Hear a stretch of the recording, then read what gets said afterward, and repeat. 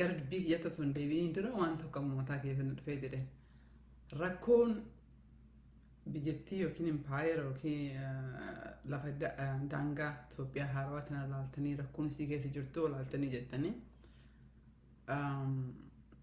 sabni saballee jechuun nama dhibaa gareen muraasni anatu haadhaaf abbaa jedhee dhimma Itoophiyaa irratti Itoophiyaa guutuu ceeqaa jira fakkaata. Oromoo keessatti illee gareen muraasni paaspoortii Oromoon sii kenna jedhee wanti rakkoon Itoophiyaatiif rakkoon Oromoo of duuba deebinee haala amma jirurraa of duuba deebinee fiiguu otoo hin ta'in I think barruu kiyyaatti illee dubbadhee jira ji'oottan lamaan dabre kanatti fiigaa turre akka malee waggaa lamaan kana keessatti jechuudha. Jijjiirama guddaallee goonee jirraa jechuudha. Garuu samarii kanaa turii galatoomaa walitti qabatee mitiin gaap of gooneef dhaabbanne eessa turree eessa jirraa eessa deemaa jirru akka of xiinxallu yoo nu godhee of duuba deebi'ee ilaalu rakkoon Itoophiyaatii fi rakkoon Oromoo kara ta'een similaarii ta'een argee jira jechuudha. Sanmee gaafa tokko dubbadhee jira bal'inaanii amma waan biraatiif hin dhufee jira jechuudha. Jalqaba irratti akkuma mata duree agartanitti mee mata duree illee fiillee baafadhee jira mata duree barreessee jedhe sani.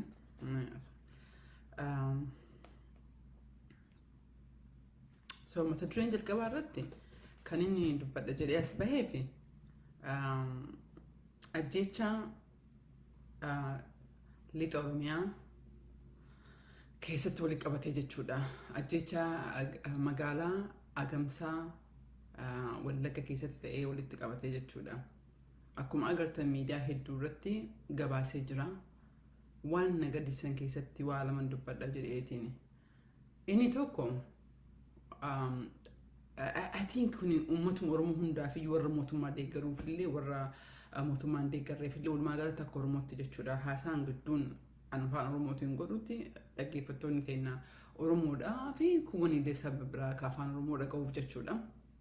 Du'iinsa kana keessatti wanni ta'ee jedhee dhaabbileen CSO yookiin NGO'n biyya keessaa lakkoofsaan 100 akka ta'an biyya keessa akka jiru ni beektanii.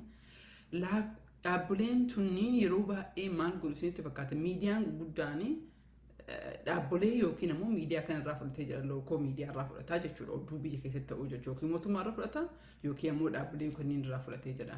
Yeroo hedduu rakkoon Oromoo wanti hin dhageeffamnee fi warroonni CSO keessa dalagan akkuma miidiyaa Itoophiyaa keessa dalaganii akkuma biyyattii san quunfatanitti imbaasota keessa illee UN keessa illee dalaganitti rakkoo Oromoo irra gahu du'iitii Oromoo yoo ta'e laaffisanii gadi qaqqabu jechuudha. Achumatti gadi qabu siigalee akkuma Oromoo gadi waati daladdu siigalee dalagaa kan kee dhiiseetiin dalagaa fira ofii qofa ol dhaadhessu sanii gadi qabeetiin achumatti laaffisanii dhiisan jechuudha. Amma akka ta'e kana keessatti waan inni argee warri Tiwiitarii kiyyaatti fooloo gootan argitan ta'a guyyaa lamaan duratti kan hin dhagahee jedhe amma immoo kaas bahee jedhe dhaabni Amhara Association of America ofiin jedhu jechuudha. Kan uummata Amaaraa bakka bu'eetiin as mootummaa wajjin waggaa 4 dura wajjin koongirasii hojjetu testify goone san irratti sabni ka du'ee Oromoodha jedhaniitiin keessaanii warri CSO kun dalaganii tiini akkasitti galee ka du'e yeroo marayyuu Oromoodha.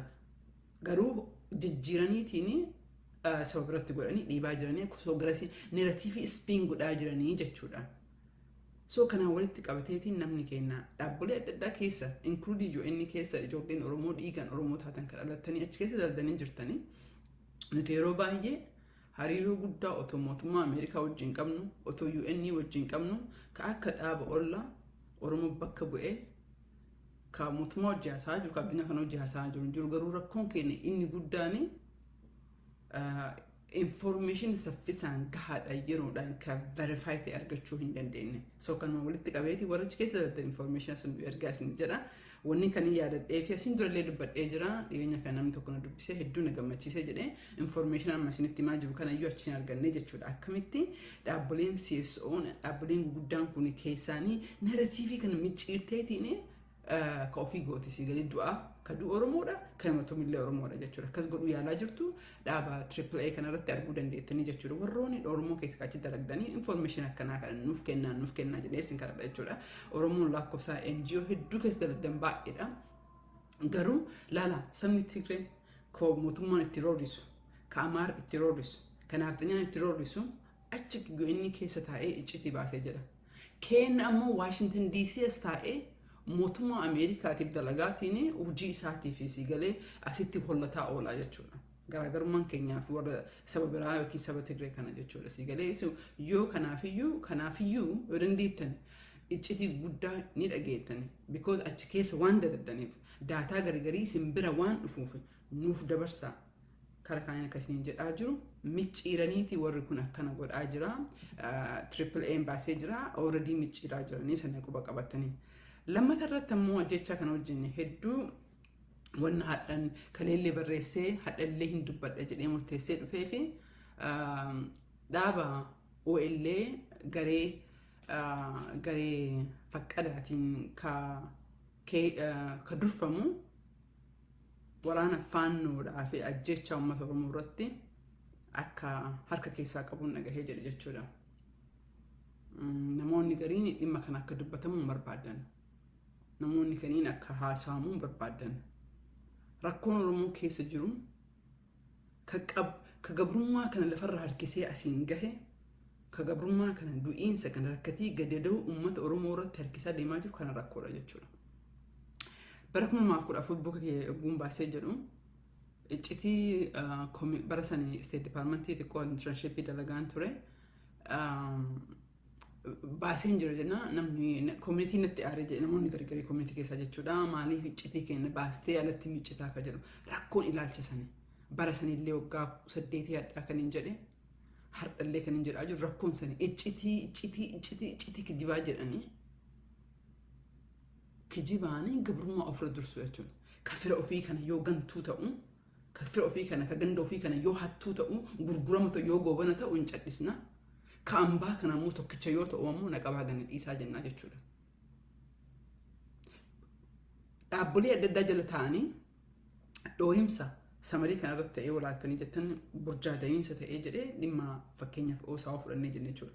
Ana oosaan akka dhaabatte mirga qababbaa fi affeeru garuu oosaa miti rakkoon oosaa fi dhaabbilee akkasii jala galee dhugaa Oromoo kan dhoksu dhugaa keenya kan dhoksu kan ofoo ammoo Oromoon jiru hedduun argee jedhe akka dubbannu wallaalle jechuudha. Sun ammoo carraa nuuf ta'eetiin baanee dubbannee jechuudha. Carraa nuuf ta'eetiin wantiin dubbadheef wantiin eebbisaa dura bu'aa dhaaba oosaa kan ture inni galatoofadhee fi because eebbisaan cal'isuu mirga qaba. Dhugaa tanatu arguu irra tarkaanfachuu mirga qaba. Kan nu miidhee jedhee dhugaa otoo agarru dhugaa bira dabarree jenna. Kijiba ambaa ammoo harka waliin oofne jenna. Maa ganda kenna waan ta'eef jechuudha. Inni sun oo dalageellee hanga fe'ellee akka fiixan baane barbaannamaa ganda kennaa miti. Rakkoon kun akka Itoophiyaatti uummata Oromoo Amaaraa yookiin ammoo garee haa ta'u Oromoo keessallee akkasii jira jechuudha. Qabsoo Oromoo kan akka goobanni ganda tokko qofa ta'ee sabboonaan ammoo ganda tokko qofa ta'ee argaa jira. Ani garee adda addaa keessan jira. Gandaan kana marrabsu ofii PhD qabatee ofii profeesara ta'ee afaaniin dubbachuu wallaalleeti. So rakkoon akkanaa uummanni achi keessa jiru uummanni gruupii san keessa jiru yoo gandi tokko akkasitti arrabsamee jiru it is your responsibility lakki kijiba akkanaa summii akkanaa gandi keenya keessa hin facaasinaa jechuun dirqama keeti. Dirqama keeti yoo hin ta'in summiin sun gaafa uummata san bira gahee jedhu uummanni sun reflect godhee jira. React gaafa godhee jedhu oo nu qooddanii jettan nu qooddaa miti dhugaan akkasii ba'u qabdi.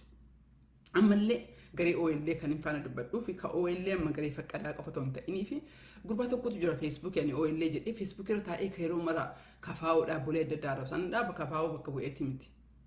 Garuu warri dhaaba OLA garee marroos ta'e garuu faqqadaas ta'e garuu caalaas ta'e garee aroon maqaa hedduutu jira. Yeroo namoonni akkanaa uummata keenya qooddu gadi baataniitiin kondaam gochuu qabdan. Yoo isin kondaamin godhini rakkoon Oromoo ani qabsoo kana keessatti hin guddadhe.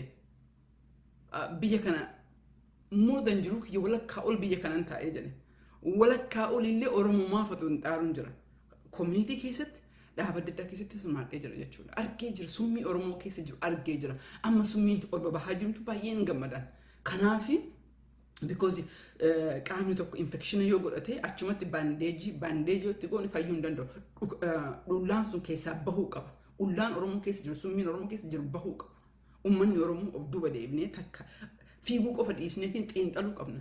Maaliif karaan kun ceessuu dhabee bara 2018 maaltu ta'e 70 iyyuu 90 iyyuu fite maal ta'e Oromoon aangoo wal fixe. Garuu gaafa wal ajjeesu gaafa sabboonummaaf jedha gaafa kana immoo aangoodhaaf walixeetiin gatii uummata Oromoo kabalchiisaa jira. This is the kind of thing sammuu kiyya keessa sammuu nama hedduu keessa ka jiru maaliif Oromoon bara maraa qabsoo jala gahee deebi'e kunniin martuu walitti hidhata.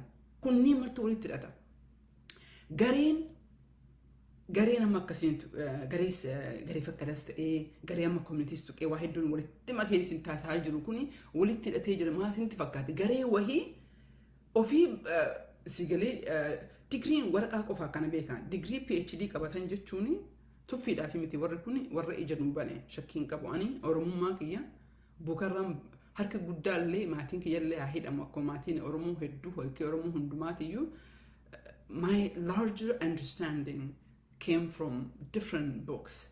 Professor hedduu kabarreessanii achirraan argadhe. So I am very respective kabajaa jaalala qaba. Garuu hoo warrootuma akkasii ta'ee ammoo achi taa'ee sistema status quo sistema nama keenya ajjeesu ka amma wallagga irratti ta'e kaniyyuu achitti bakka atiin dubbattu sariidhaan si ergee jira jechuudha. Sariidhaan ofii si erga yookiin ammoo maqaa biraa baafateetiin barruu si baase yookiin ammoo simatana najisa si godheetiin maatiitti mee jiran. Ollaa rakkoon keenya gura kun 20 rakkoon guddaan san ture. Dargaggoonni nutti dhufuu hin dandeenye. Maaliif ollaan dabalaa jetteetiin shanii warri gariin ganda keessaa oduu akkasii odeessaa jira jechuudha. I guess an akka nama biyya Ameerikaa jiru tokkotti bakka jiru kanarratti otoo biyya keessa illee jiraadhee lubbuun lama baata akkam baata I really don't care. So dubbachuu sodaadheeti miti.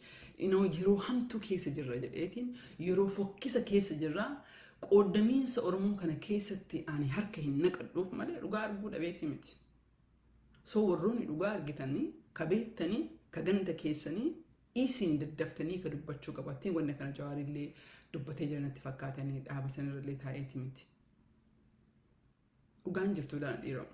Amma Wallagga keessatti ta'ee jedhe. Ka ummata ani warra lafarraallee nama dubbisiisee kan dubbadhaa jiru ka miidiyaa BBC illee ka women illee gabaas kan argaa jiru jechuudha.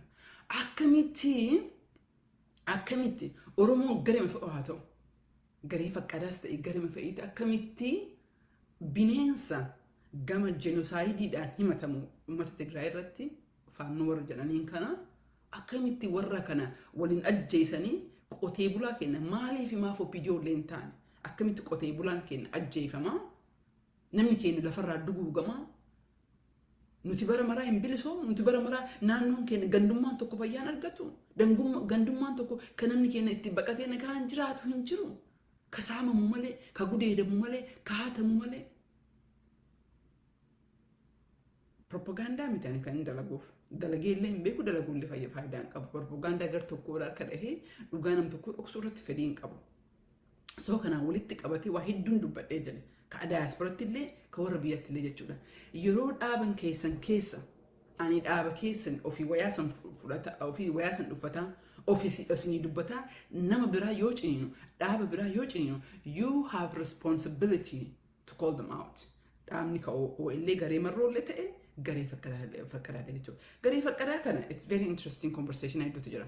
Gareen kuni garee warra fakkadaan I think may detailii I don't want to get into that. Nevertheless namni kun Oromoodha.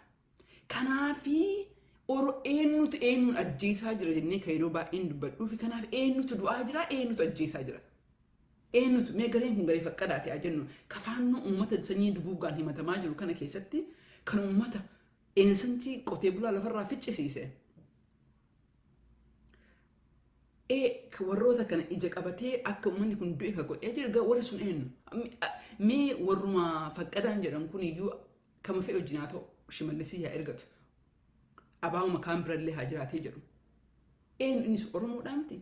So ka du'aa jirus illee Oromoodha. Ka ajjeesaa jiru illee Oromoo.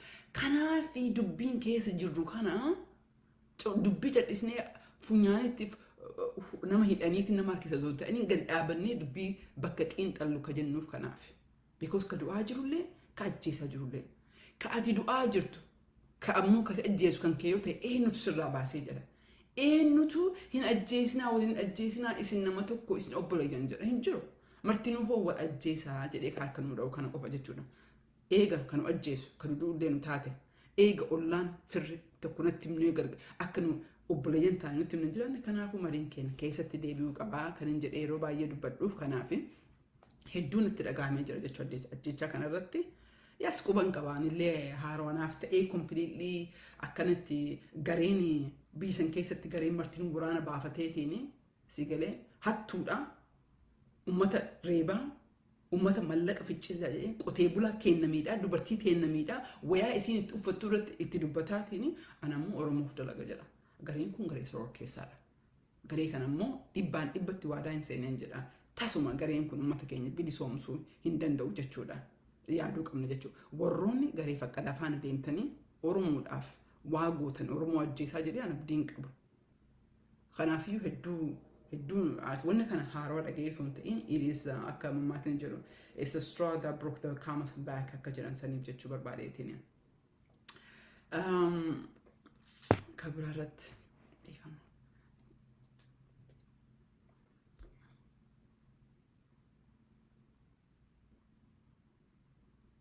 Okay, I think walakkaa ol walitti qabee dubbadhee jira. Maaliif sagaleen Oromoo yeroo baay'ee dhokattii kan hin jedhuuf maaliif duuti Oromoo hin dhagaamne kan hin jedhee ka dubbadhee ka yeroo baay'ee I think gaafataa jirtanii isinillee ka jedhuu fi this kaama jalqaba irratti jedhe waa'ee CSO dhaabbilee hedduudha wajjin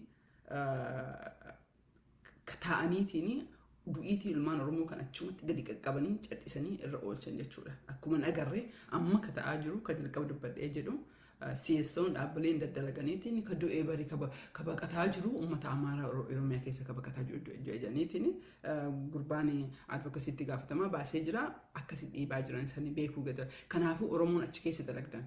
Oromoonni dhaabbilee hedduu keessa dalagdan. Biyya Ameerikaa kana illee hin jirtan dubbachuu ni dandeettu. Nuuf erguu ni dandeettu. Because akkuma isiniin jedhe Oromoo kan inni bakka bu'eetii nama teessoo mootummaa Ameerikaa wajjin haasaa jiru. Kongressii wajjin haasaa jiru, ka UN wajjin haasaa jiru ollaadha. Nuuf erga isin qarqaara nullee qarqaara uummata Oromoo illee qarqaara jechuu barbaadeetiin. Mee gara biraatti yoo ce'ee jedhu kun ammoo more of update. Think community wajjin dalagna hin beektanii baay'inni keessanii as miidiyaa irratti illee yoo dhufu baay'ee jedhee I think ollaa jala deemtanii poostii ni agartu.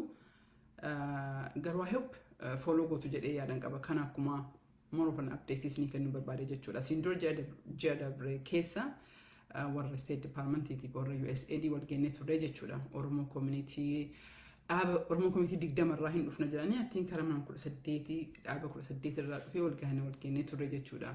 Amma Septemberii iftaanii kana gaafa torbaa wal follow up qabna jechuu achi asi akkuma special envoy yookiin ammoo Bureau of African Tweet godhetti nu wal arganii nu qofaa miti jechuudha. Sabaaf sablammii Itoophiyaa wajjin wal arganii nu illee akka Oromootti jechuudha. Achi keessatti hirmaanneetii wanta uummata Oromootiif ibsaa jiru hedduutu jira jechuudha.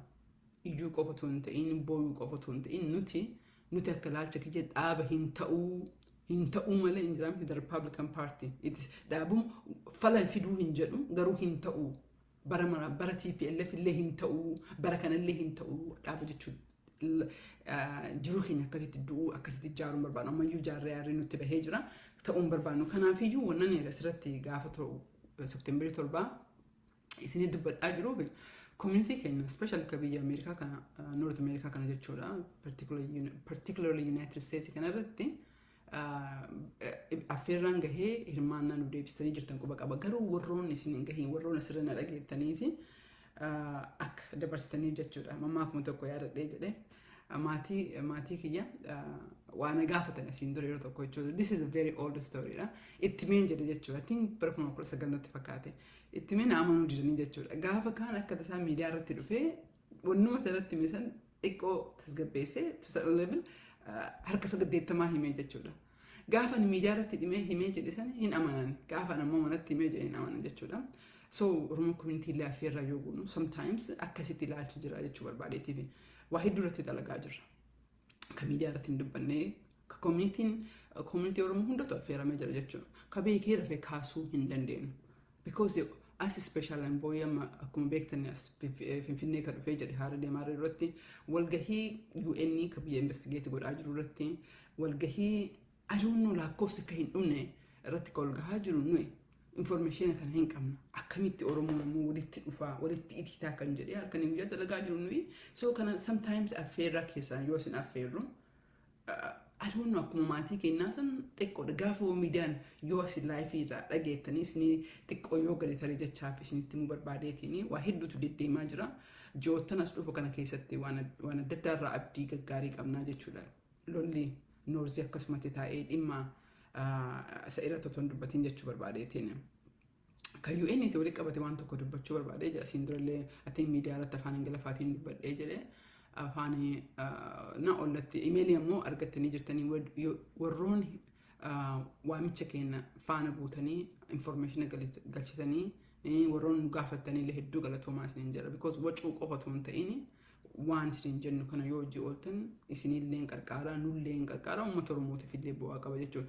Sanii walitti qabateetiin nuti akkuma isiniin jedhe warra kana wajjin wal geennee jirra barruulee nu deebisanii jiran. Amma san keessaa wanni tokko kan nu gaafannee jenneeni waa'ee afaan irratti jechuudha. Akkuma agartanii achirratti kan jedhu afaan Amaaraatii fi afaan Tigree qofaan jedha jechuudha. Kanallee barruun galchinee barruudhaan illee deebiin deebisanii jiran jechuudha.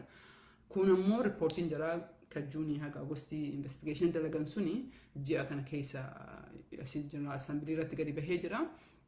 I'm optimistic sanillee waan quba qabutu jira. Ka itti aanullee is much both better jechuudha. So kana maaf isinitti himaa jira jechuudha. There is a lot of thing behind the scene ka deemaa jiru jechuudha. Dubbiin Oromoo yeroo baay'ee eega dabarteen booda naqabaa nagadhiisaa eebaluuf dubbatamee naaf hin dubbatamne yoo Twitter campaign bikandi jimaata dabre kana goonee ture jechuudha. Otoo miidiyaan baay'een hin baasini yeroo sanii harbaa irratti press statementii baasnee itti qophoofnee jimaata baafneetiin jedhe jechuudha. Namoonni hedduun hirmaattanii komitiin hedduu hirmaattanii natti fakkaata because komitii hojii directly dalagaa jiruu fi warroon itti hirmaanne komitii keessan gaafadha. Maal godhaa jira? Ollaa hojii dalagaa jira? Waan ollaan itti jiru quba qaba? Amma warruma State Department ajjechaa kana walitti qabatee marii qabna. Wanna kanniin asitti dhufnee facaasuu hin dandeenyu. Community itti himnee jenna jechuudha. Community kana keessa nama gaariillee nama hamaanillee akka jiru hin beeka. Gariin ammoo kamaawwata kan goone sumii Oromoo qooduuf achi keessallee akka jiru nama beekna jechuudha. Nevertheless achitti himnee jenna jechuudha. Kanaafiyyuu dhiibbaatti godha asirratti dhagahanii yoo jedhanii waa hedduutu jijjiirama guddatu jira. Ammeen gadda Antonio Guterres ka UN Secretary of Generalini du'iitii yeroo jalqabaatiif Oromootti makee dubbatee jira. Lafaan hin dhufne iyyaalatan taatanii ji'a 4-5 dura waa'ee du'iinsa Afaarii Amaaraaf Tigree qofa dubbatee dhiiseetiin Oromoon nu dagatee jettanii. Waa hedduutu jijjiiraa hedduutu dhufaa jira jechuu kiyya. Kana keessatti uummanni keenya ijaaramiinsa warri qabdan, community keessa warri qabdan, community wajji dalagaa jirra. Dalagaan dalagnu it is so big, especially information waan hin qabnee fi especially bara 2023 irraa jalqabeetiin we really need to jijjiiru kan adeemsa keenya jijjiirama sanillee we are working with the community jechuu barbaadeetiin. Ka gara dhumaa irratti otoo gahiin bira ka waa'ee beelaa irratti beela amma deemaa jiru kana irratti maal goonee maaltu deemaa jira kan jedhutti illee saniin duratti jechuu kiyya. Saniin duratti ammallee ka deebi'ee gaafachuu barbaadee jedhu dhaaba kafaa'uu fi dhaaba abaa'uu qabate jechuudha. I'm pretty sure ji'aanii nama sin jalaa hidhamu, nama sin jalaa ajjeefamu, nama sin jalaa madaahu naannoo isin jirtan irratti quba qabdanii wanna kana daataa kana maxxansaa. Nuuf erguun keessan bu'aa nuuf hin qabu. Nuti maxxansuu hin dandeenyu because daataan adda addaa nuuf ergamee jira. Daataa ofii keenyaan collect kan goone maxxansuu hin dandeenyu. Garuu yoo isin maxxansitan kan isin maxxansitan waabii godhanneetiin irratti advocacy gochuu dandeenya jechuudha. So kanaafillee maxxansaa jedhee isin warroonni dhaaba kana keessatti membarii taatanii yookiin deeggartoota taatanii jiraatan akka dhaabbileen kun godhan sanillee dhaamsanaa dabarsaa jedha.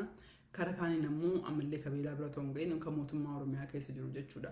I think wanti garaa nama gubu keessa martinuu garaa nama gubaa keessatti iyyuu ammoo yeroo akkanatti nafxanyoon yeroo faannoon jenoosaaydiin himatamu Oromiyaa keessatti dhuftee nama Oromoo kan naannoo Amaaraa keessatti du'u hanqatee ka jalaa dubbatu hin jiru ka walloo waan walloo irra jirtu waan walloo irra turte waaquma qofatu waaqumaaf walloo qofa beekaa san dabareetiin nutiyyuu miidiyaan adda addaa including BBC ni dubbiseetiin nama wallayyuu hin dhabneetiin just nama interview kennuu hin dhabe jechuudha. Namni keenya sodaateetiin miidiyaatti dubbachuu didee jira. Including UN iyyuu dubbachuu didee jira. Including dhaaba biraa waa'ee mirga namaa rakkoo dalagaa jiru karaa afuriitu jira.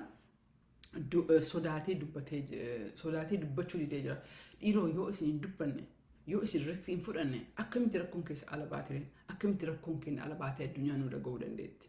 So kanaafuu sanillee riskii fudhadhaa jedhee abdiin qaba garuu inuu ru'ii teessanii you make that decision mootummaa Oromiyaatti yoo deebi'ee jedhu I guess yakki isin gootan ka isin hanqateetiin akkamitti akka faannoon dhufeetiin uummata keenya akkana gootanii it is mind boggling to me. Mootummaa Oromiyaallee yeroo 4-5 wayiillee balleessitanii waadaa seentanii balleessuu hin dandeenye. Akka balleessuu hin dandeenye ammoo argaa jirtu. Kanaafuu waamichi kiyya akka intala Oromoo tokkotti akka du'iinsi miidhamiinsi uummata keenyaa naquuqu tokkotti ni gaha ajjecha uummata Oromoo irraa dhaaba. Uummata Oromoodhaa fi harka diriirsaa kara mariitti deebi'a. Kara mariitti deebi'uu qabnaa gara marii qofan jedha. Karri biraa hin jiru. Takka balleessuu hin dandeenye. Uummata haqaaf dhaabbatee balleessuu hin danda'ani. Gochi isin gootanii akka biyyattiin suni isaati naannoon keenya namni keenya itti gudeedamu namni keenya gareen adda addaa uumameetiin akka wal hatu wal godhaa waan jirtaniif kanaafiyyuu mootummaa Oromiyaadhaan illee isinitti isin kadhadhee jedhaa jechuudha. Meeqa dhumaa irratti kan hin dubbadhee yaada kiyya fixu waa'ee beelaa irratti jechuudha. I guess wanni akka beelaa badaan hin jiru. Oromiyaa keessatti Gujii qabatee Baalee Booran qabatee Harargee akkasumas ammoo Arsii lixaa keessatti beela hedduu hamaatu jira. Kanaan walitti qabatee ji'a tokkoon dura exactly gaafa Augustii 4 barruu baasnee turre jechuudha. Barruu suni daataa Oromiyaa jalaallee miliqee nuuf gahee akkasumas daataa adda addaa illee ni qabna. Sanii baasnee saniin alatti ammoo USAID ni lakkuma isiniin jenne wal geennee turre USAID illee daataa san quba qaba. Koongiressii sagaltu nama 9 ofii keenya qabeennu waa'ee Oromiyaa kanarra beela kana walitti qabateetiin akkasumas ammoo qarqaarsa Oromiyaa irra deemaa jiru kanarratti kan USAID barreessitu jira jechuudha deebii ka eegaa jiran. Akkasumas ammoo ji'a kana dhumarratti illee hiriingii biraatu kan dhufaa jiru jira. So hiriingi sanillee gaafiin sun ni gaafatama yoo deebiin argatan achi duratti gaafiin sun ni gaafatama. Isin jechuu barbaadeetiin. Kanaan walitti qabatee USAID World Food Organization akka jedhansa WFP fi dhaabbilee hedduu irratti waa'ee beela kanarratti galchineetiin haasaa adda addaatu deemaa jira.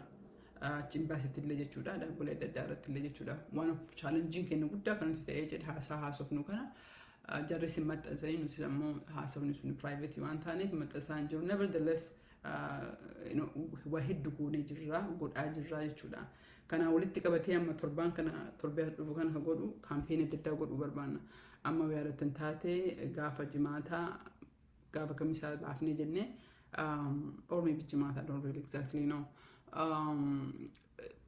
Twitter kaampeenii qofa otoo hin ta'in akka koongiressii keessanitti barreessitanii jettan maal isinitti fakkaate every single time haasaa adda addaatu deemaa jira.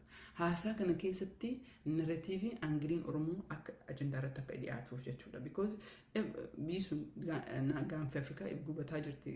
Somaaliyaa ilaaltanii, Sudaan ilaaltanii biyyi murtiin including biyyi jirtu Keenyaa turte even Keenyaan iyyuu xiqqoo narvasii keessa jirti jechuudha. So resolution HR 6600 alatti yookiin SC 3199 alatti hedduutu baha hedduutu wanni adda addaa keessa galee keessa durqamee ka galuutu jira jechuudha. So isin warra kana dubbisuun jira bara kun bara filannooti isin dhagahanii yeroo maraa isin waggaa lama dura illee isinitti himnee jiru isin dhagahanii uummata kana faana dhaabbadha gaafii keessan akka isiniif dubbatanii godhanii jechuudha. So kanaafiyyuu ammallee kara deebi'ee jiru torbaan kana keessa akkuma ajjeechaa gamsaa irratti goone Twitter campaign osoo hin ta'in barruu Twitter campaign illee walduu jenneetiin fokkasii irratti goonee irratti dalagaa jirra. Suni daas 50-50 garuu hoo xalaa campaign koongiresiidhaa fi telefoon koolii akkaataa itti gootan isinitti erginaa jechuudha. Warra kan itti himnee jirra akkuma isin jennu yoo xiqqaatee ji'a dabre kana keessatti oofisa maybe 20 wayiitii wal agarree jirra. This is in average jedhama. Sometimes achi oli, sometimes achi gadi jechuudha. Ofiisota kanneen kana keessatti wanni ammatti tokkoof tokkotti irratti fookas goonee dhiibbaa godhaa jiru waa'ee beelaa kanarratti hojjetu. Namni yoo xiqqaatee jedhu Oromiyaa keessatti istimeeshinii kenna miiliyoonni 8 rakkoo beelaa qaba jenna. Miiliyoona 8 kana fudhanii daayaaspooraan kun walitti qabee yoo takka galchuuf hin danda'u. Warroonni fandraisingii adda addaa godhaa jirtan rabbisin irraa haa jaalatu. Naannoo adda addaa akka naannoo Arsiitti Sikkoomandoo akka dhaaba adda addaatiin godhaa jirtanii rabbisin irraa haa jaalatu jedha gara keenyaan kana godhaa jirra. Kanarratti torbaan kana akka hirmaattanii gaafa torbaa community wajjin walgahii qabna warri sun ni argatee jedha. Community keessan keessatti I'm pretty sure community martinuu garee WhatsApp yookiin garee Viberii groupii qabdi jechuudha. Achi keessatti facaasaa jedha wanna dhageettan kana ammoo hojiirra oolchaa isin jechuu barbaada. Kana godhaa jira. Wanni beelaa wanna hedduu suukkaneessaa dhufutti jira. Roobni yeroo 5ffaatii fi naannoo sanitti roobne suuraa adda addaa agartanii jirtanii beela achitti dhufaa jiru. Mootummaa Ameerikaa itti himnee jirra. We are very sick and tired. Asi naannoo Amaaratti kana goone, naannoo Tigiritti kana goone, naannoo Somaalitti illee kana goone, Oromiyaa irratti hin dubbatanii kanaa walitti qabateetiin ji'a kana keessa abdii tokko qabna jechuun warri kun fooyyuu godhu kan jedhu. So they're doing a lot of things irratti. Dhaabbileen keenya illee beektonni keenya illee Oromoon hedduudha dhaabbilee adda addaa keessa jirtanii callisanii kan qabatanii taa'inaati. Mindama keessanii nyaatina gaafa kan ammoo aartanii sigalee aartaniituma bira hin darbina aariin qofti wata akka namaan gootu waa gochuu dandeettanii humna qabdanii godhaa isiniin jedha. I think warroonni I think komantii gargarii ka argu afaan Oromootiin maan barreessa jettanii barruun afaan kana afaan Oromoo kan hin dubbadhuuf iyyuu akkasiin dhageettanii hedduu galatoomaa. Follow on that page goda more than me because I'm not that active. Garu page sun nama hedduu dalaga. Achi keessa volunteer soddoma off dalaga. Harki 80 warra biyya kanaati. Barru ji'a kana keessa gara publication gara 5tti dhufaa jira. Including publication tokko waggaa lamaan kana keessatti USC ADni hangam Oromoof kennati hangam Oromoof dubbate hangam ammoo naannoo kaanfaalsee ka jedhu irratti publication san dhufaa jira. Publication it's very interesting. Publication martinu ka research ta'aa jiru ummata Oromoo ton ta'en actually I think kunni hundi normaaliidhaan itti fakkaate garuu gurraachillee ijoolleen gurraaleelee warra biyya kanaa nu bira ni jirti. Sabab sablammii biyya biraallee ni jirti jechuudha bira Yurooppika keessa jiranii looyartoota adda addaa waan adda addaatu jira. So Oromoonis yoo volunteer godhuu barbaadanii we are more than welcome to happy to have you because warroota hedduu wajjin dalagnaa carraan ummata Oromoo sagalee ta'uu kan dandeenyu hedduu jira. So isinillee page san hedduu follow isin godha follow godha Twitter illee akkasumas Facebook illee gara siidhaan announcementiin bahaa jechuudha. Kaan ammoo subscribe gootanii jirtan na fakkaata nama baay'eetu jira subscription irra achirraa argattanii jettanii warri